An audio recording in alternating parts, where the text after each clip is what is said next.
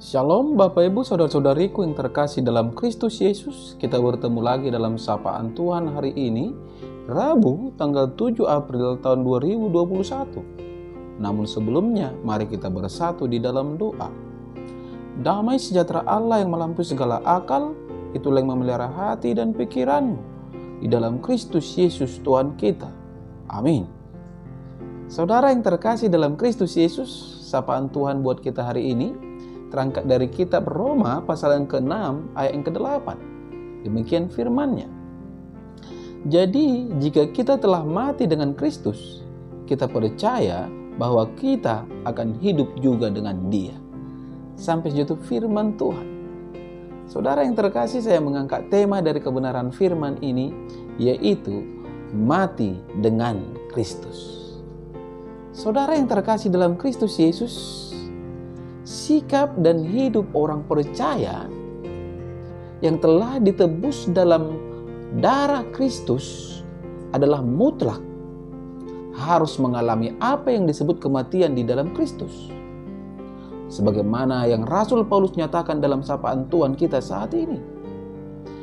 Hal inilah yang menjadi kehidupan kekristenan yang sejati. Orang percaya tidak akan mendapat kemuliaan bersama dengan Kristus apabila ia tidak mengalami kematian di dalam Kristus Yesus. Sebab tidak ada kehidupan tanpa kematian dan tidak ada kemuliaan tanpa salib. Saudara yang terkasih dalam Kristus Yesus, kematian di dalam Kristus ini berbicara tentang harga yang harus dibayar sebagai orang percaya. Sebab Kristus sendiri harus mengalami kematian. Kristus harus menanggalkan atribut keilahiannya. Sekalipun statusnya adalah putra tunggal Bapa di surga, Kristus tidak menggunakan hak dan kuasanya, tetapi ia tetap konsisten untuk mengerjakan apa yang menjadi panggilannya. Kristus taat sepenuhnya saudara-saudara kepada kehendak Bapa di surga, sekalipun harus mengalami penderitaan yang begitu berat. Di dalam Filipi 2 yang ke-7 dikatakan saudara-saudara, melainkan telah mengosongkan dirinya sendiri dan mengambil rupa seorang hamba dan menjadi sama dengan manusia. Di dalam hal ini, Kristus benar-benar menjadi sama dengan manusia dan menanggalkan segala atribut keilahiannya. Kristus mati di kayu salib menggambarkan dirinya sebagai biji gandum yang jatuh ke tanah dan mati saudara-saudara, agar bisa hidup dan menghasilkan buah. Tidak ada jalan lain selain biji gandum harus jatuh ke tanah dan mati. Itu sebabnya dikatakan di dalam Yohanes 12 ayat ke-24, sesungguhnya jikalau biji gandum tidak jatuh ke dalam tanah dan mati, ia tetap satu biji saja. Tetapi jika ia mati, ia akan menghasilkan banyak buah.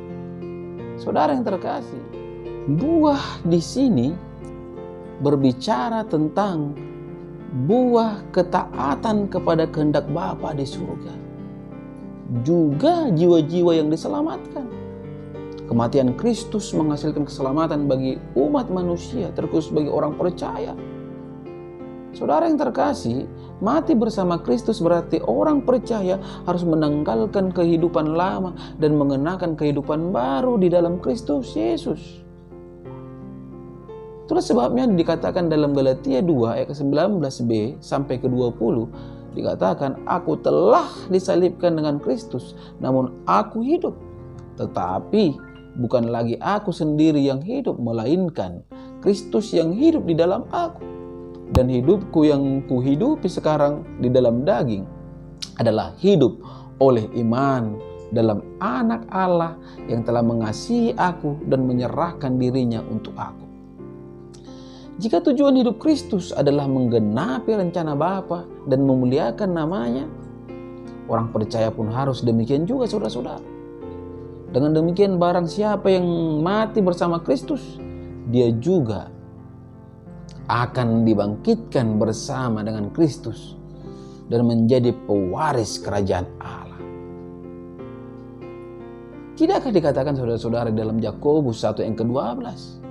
Berbahagialah orang yang bertahan dalam pencobaan.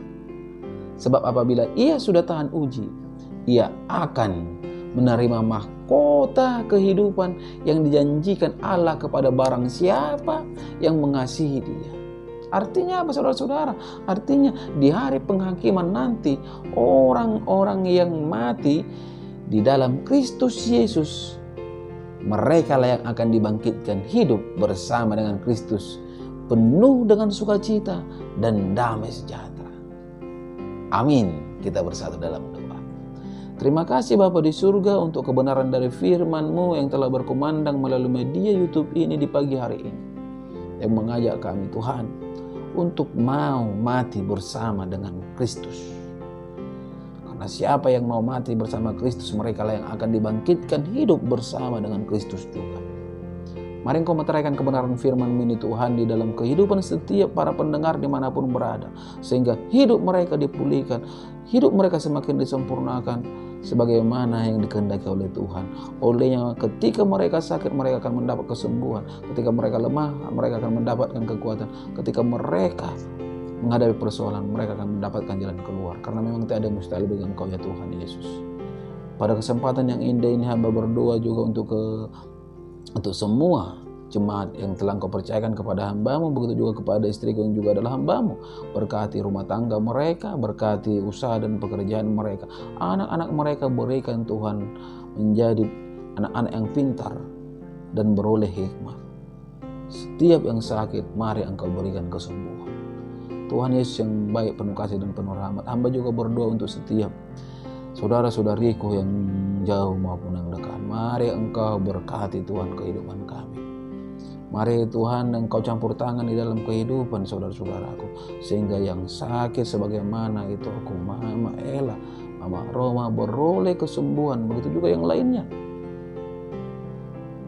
Berkat-Mu menyertai semua keluarga hamba-Mu dari Sitanggang maupun Tambunan. Tidak ada yang mustahil bagi Engkau ya Tuhan Yesus. Pada kesempatan ini hamba berdoa juga untuk istriku yang kusayangi dan anak-anakku Tuhan yang ada di Batam. Mari Engkau balut bungkus mereka dengan kasih dan kuasa-Mu, sehingga hidup mereka selalu mampu melakukan sesuai yang sesuai dengan kehendak Tuhan. Bapa di surga, istriku yang kurang sehat, anak-anakku juga, mari Engkau berikan kesembuhan. Tidak ada yang mustahil bagi Engkau ya Bapa di surga. Inilah doa hamba-Mu yang hamba-Mu percayakan hanya di dalam nama Kristus Yesus, Juru Selamat kami yang hidup. Amin. Salam buat kita semua. Salam sehat.